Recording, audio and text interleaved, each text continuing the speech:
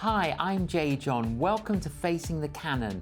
My guest on the program is Rich Wilson, a man who is passionate about reaching students and discipling them.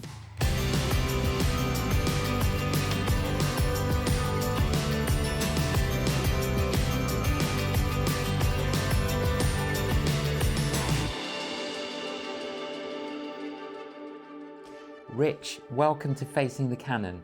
Thanks, Jay John. Lovely to be with you. Thank you.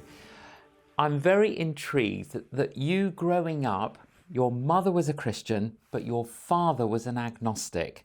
How was that growing up? It created some tensions for me and probably for my mum. I think my mum was a very full-on Christian. She got filled with the Spirit when I was 2. She came home from a meeting one day and my dad just looked at her and said, what's happened to you? Where have you been? And so he noticed something, but it was a long journey for him before he would find faith for himself. And for me, I guess I had different role models. I had a dad who wasn't going to church, and I was a bit bored with church. I wanted to be outside playing football, and a mum who was very faithful and wanting me to grow up in the Christian faith. But then your father did come to faith in your teenage years. Yes. And how old were you then? I think I was about 14. And did him coming to faith make any difference? I think it was very helpful for my mum. I think I still have my wrestle with church. I'm very grateful for my upbringing now, but at the time I maybe was not so grateful. And it wasn't really until I was 17 when I had my own kind of encounter that catalysed and I guess lit something in my soul and in my spirit that's fueled me ever since. And what happened and where did it happen? It was a bizarre place in the world as far as I was concerned. I grew up near Manchester and I was part of a church youth group, and we decided to go all the way to Norfolk for a youth weekend, which seemed a very long way. Isn't that like 400-mile return? It's a ridiculous trip. Yes. And we were going to visit this Pentecostal couple who were farmers, and they were hosting us for the weekend. And I was a little bit skeptical, but I really connected with the guy. And I loved his stories, and he had so many stories for how God was very, very real in his life and in the lives of those he touched.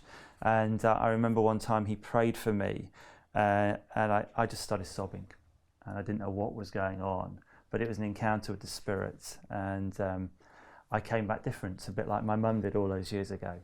Yeah. So you then go off to university, and you're fervent in your faith. Tell us what happened then. Yeah, I studied at Loughborough University and I wanted to throw myself in. I wanted a kind of a fresh experience of church. I grew up in the Anglican church, which I'm very grateful for, but I wanted to explore other churches and other kind of denominations and spirituality. And I kind of threw myself into a group of Christian friends, the CU, a local church. And Rich, you went to Brazil with a number of friends, including my friend Simon Gilbo. Yeah, Simon Gilbo was there, yeah. So it was a great group of young adults at that time, very passionate for God, and we cheered each other on.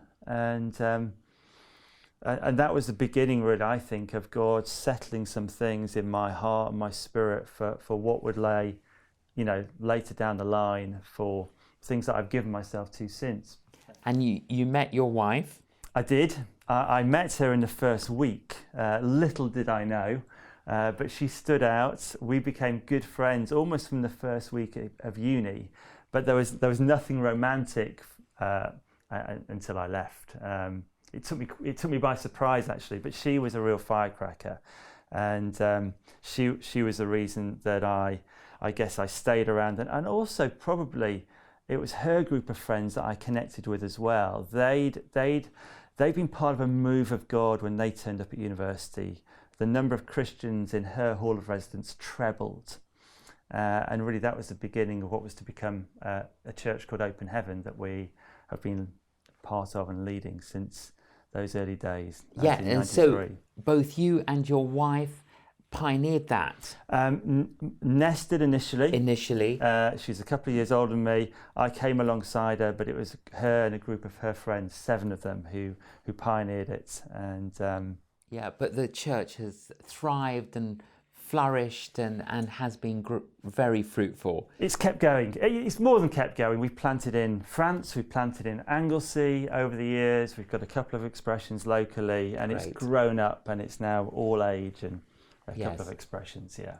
But as well as co-leading the church with your wife, you also oversee a ministry called Fusion. Yes. Tell us about what is Fusion. Well, it was in those early days that I remember sitting in a student room and I felt God speak to me about the student world. And I didn't quite know where I fitted, other than that I knew I loved students and I wanted to be part of something that God was doing with students. And then I connected with a group of people who were thinking similarly around the country. And this thing called Fusion emerged, which is really about helping students find hope in Jesus and home in a local church.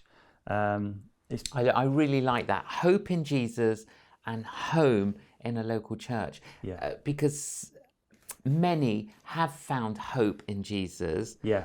but haven't always found a local church. No, it seems like that is a bit of a hurdle, always has been, and it's still a huge challenge. I think both are a huge challenge at the moment. Less than 1% of university students in the UK at the moment are part of local churches. So whilst we've come a long way, we've put a lot of things in place, it feels like the harvest field is still so huge, and the hunger's there. And many students who go off to university, college, who were brought up as Christians, it can be a challenging time.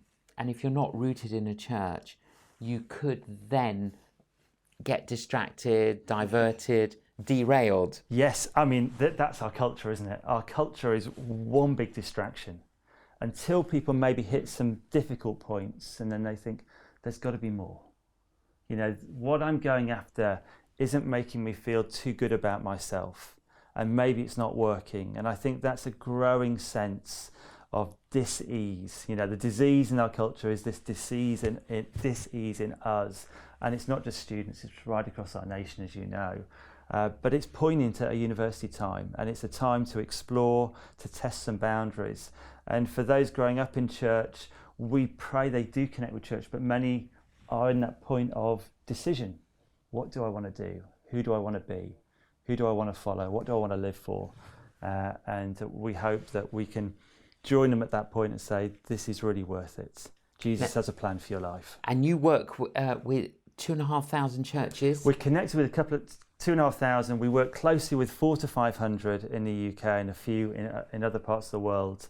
And it's really those we work closely with are based in university cities, and we work with their student workers and key people and look to help them find ways where they can kind of put themselves on the map for students and create a space where students will want to call it home. Rich, would you speak to anyone that's tuned in now who's a student and picking up on that phrase, hope in Jesus and a home in a local church? Would you encourage them to get involved in a local church? Yeah, absolutely. My encouragement is that you're not at university by accident, that God has a plan and a purpose for you. And one of the ways you'll find and discover that purpose and be fulfilled in it is to find people who share that passion for Jesus. And so I'd encourage you to explore local church, to find community. And out of that, I'm convinced God will speak to you about what your place in society is. And you'll find mentors and brothers and sisters and those who will cheer you on. So do find a church. Thank you, Rich. Your book, A Call Less Ordinary. Very intriguing title. Tell us about the title. I think it's the fact that when we're called by God, our life is never going to be boring. It's going to be an adventure.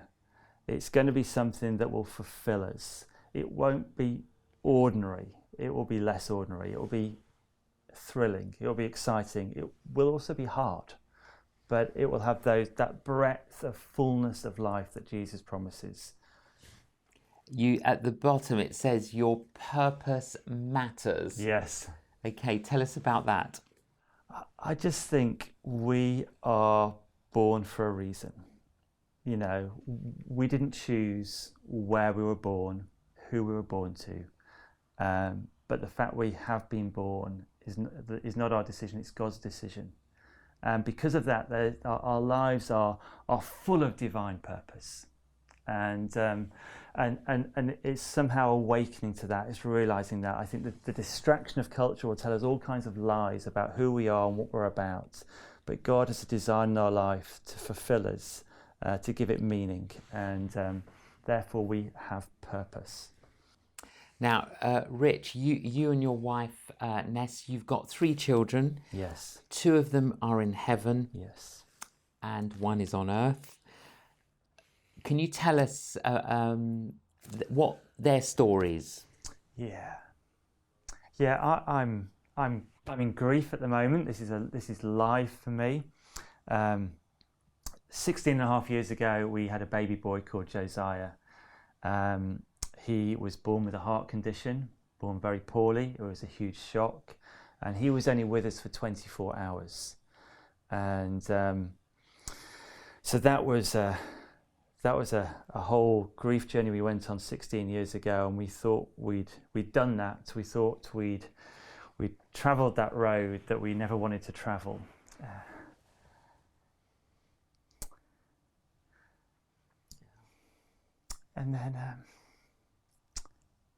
And then our third daughter, who came along, when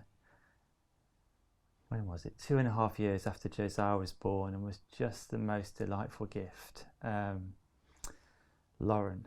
Yes. She had cancer when she was a little girl. That was another journey we went on. 18 months she had cancer, and we got through that. I write about that, and I write about Josiah. But then last year, in March the 1st, 2021, she was diagnosed with a brain tumour. 4 days later, she had brain surgery, and the prognosis wasn't good.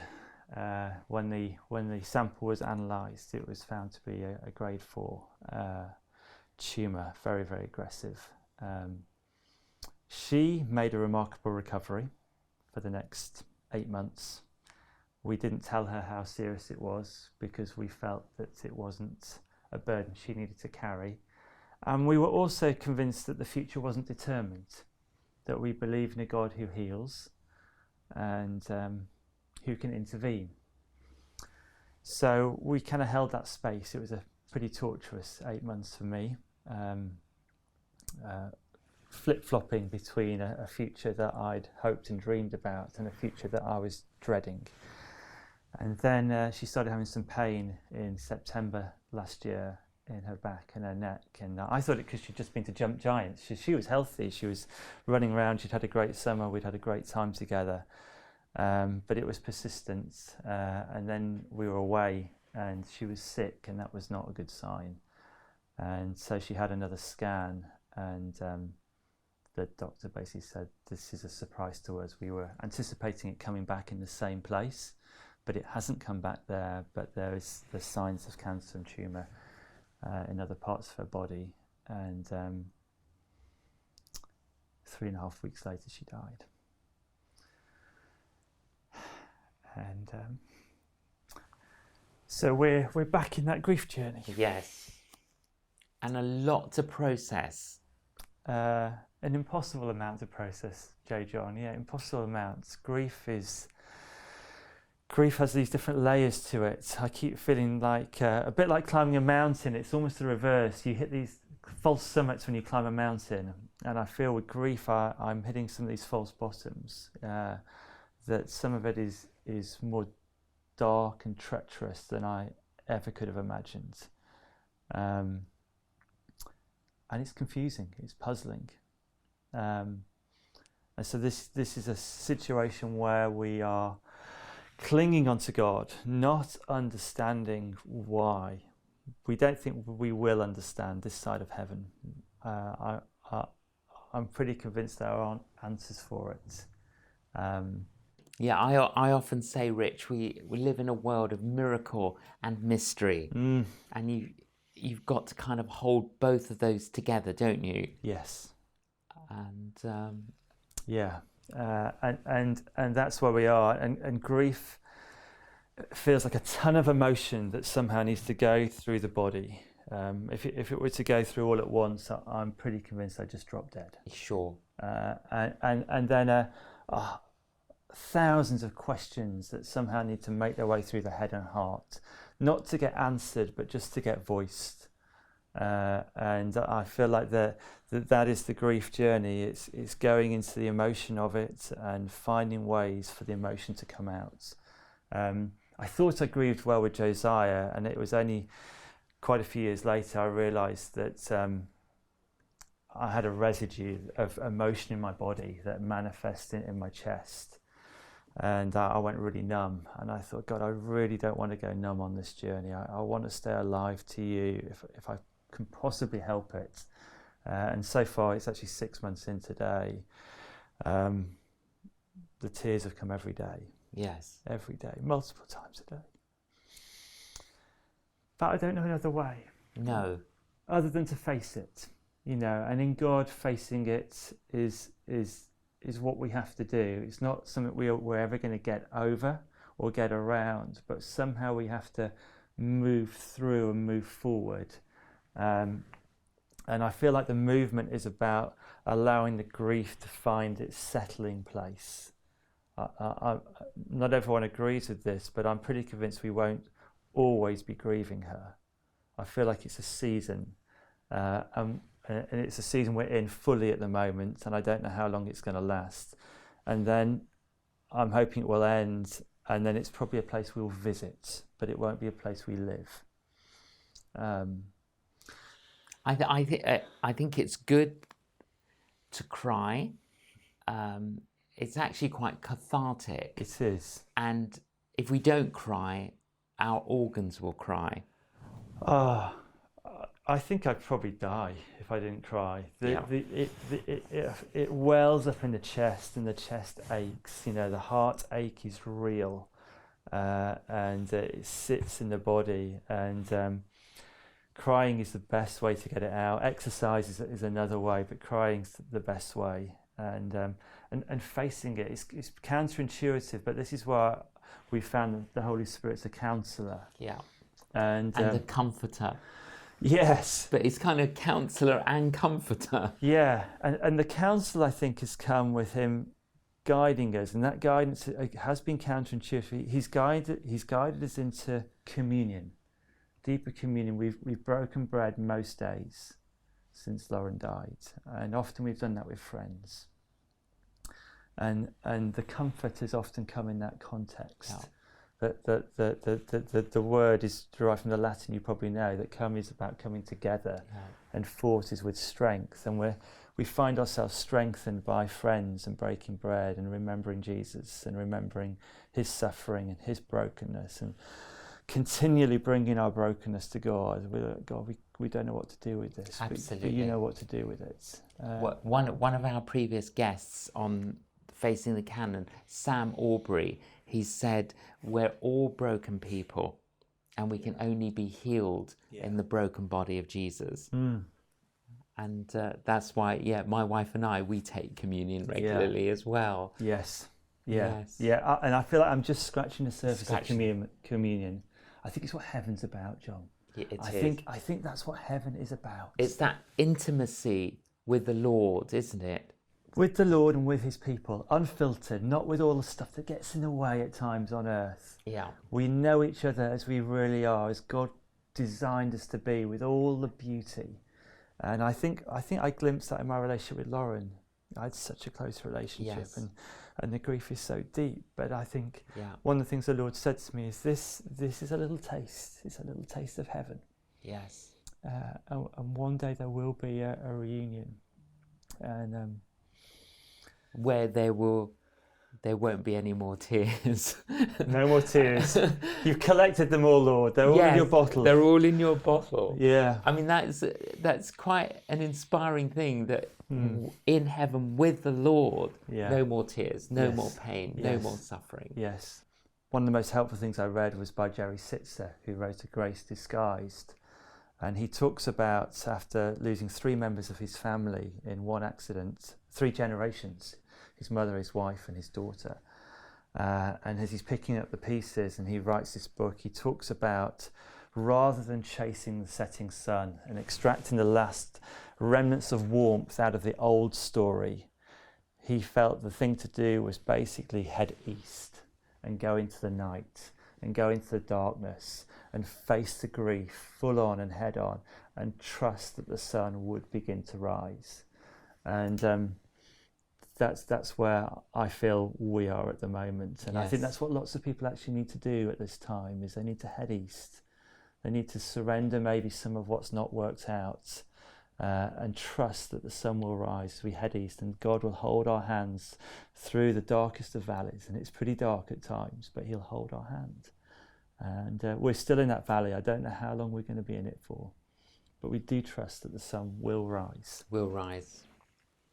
The first funeral that I spoke at was 35 years ago, and it was of a little boy who died tragically.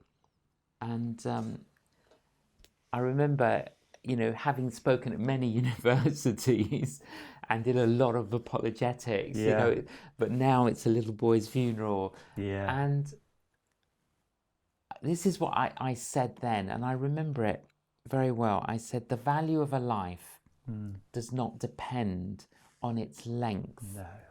The value of a life depends on the value God gives that life, and on the value we give that life. Yeah. Yeah. And it's hard, but it's true. Yeah. And it doesn't get celebrated in our culture, does it? It doesn't. People talk about a full life being a long life. Yes. But a full life is not necessarily a long life. Lauren had a very full life. She had the best childhood. She had a blast. She provoked her friends in terms of how she lived and how she died. She died in the most remarkable way. She was never afraid. I mean, we didn't get the prayers we wanted answered, but we encountered something different in terms of how we journeyed with her. I was by her bedside day and night for those last 3 weeks, and one thing that still baffles us, lots of things baffled us, but one of the things that baffled us was the fact that she was never afraid. And I can't get my head around that, other than God. Yeah, so no fear. Yeah. But maybe the perfect love of Christ had cast that out, and she knew something of the love of Christ. Yeah. Yeah. Yeah. Yeah. So I know you are in pain, Rich, but what would you say to any of our viewers now who are struggling with the same pain that you've expressed? Well, we all face pain and loss. We all face pain and loss, and it can't be compared, but we know when we feel it. And my encouragement is to take it to God, to take it to the cross, to keep taking it.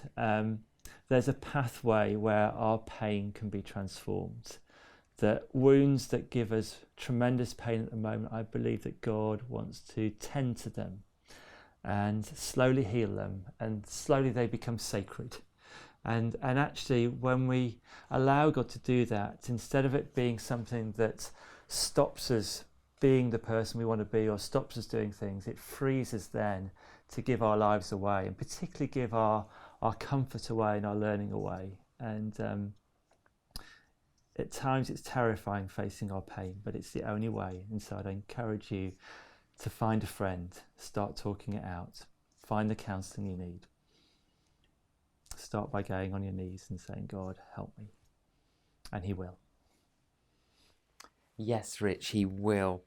And talking out is very important, isn't it? Because I think if we don't talk things out, we'll take things out on God. Yes. Often. Yes. And he can handle that as well. And he can handle that as well. Yeah. But talking is good, and particularly for men. Men aren't very good at it. No. I've deliberately reached out to a number of men, partly for my benefit and partly for their benefit, and sharing some of the the inside track of this journey. Maybe more candidly than they would like, but I just know it's important. It's important for me, and actually it's important for them. If we're to mourn with those who mourn, as well as rejoice with those who rejoice, it's okay. It's okay to go there. Yes. It's okay to feel sorrow. I'm learning what it is to be a man of sorrows. It's a part of an identity of Christ that I've resisted maybe, but now I'm actually, I wouldn't say I'm happy to own it, but I'm maybe privileged to own it. And I also feel, John, that if I don't go into the sorrow, then I'm never going to know the joy. Yeah. They're not mutually exclusive. So bizarrely during this journey, there has been joy. The days of not being totally bereft of joy and happiness. And again, for me, that's because this God attribute and quality is not something I'm particularly in control of. But when I seek God, He meets me where I'm at. And maybe when I've done with some of the sorrow, I discover a bit of His joy. And that's a bit of my story and learning from this time. Hard fought, but it's there. Absolutely. Rich, thank you so much for making yourself vulnerable, for being willing to talk about your children, your family, and the grieving process. Yeah. But there's a lot to get on with. Yeah. And we pray the healing grace of Christ upon you and your family. Thank you.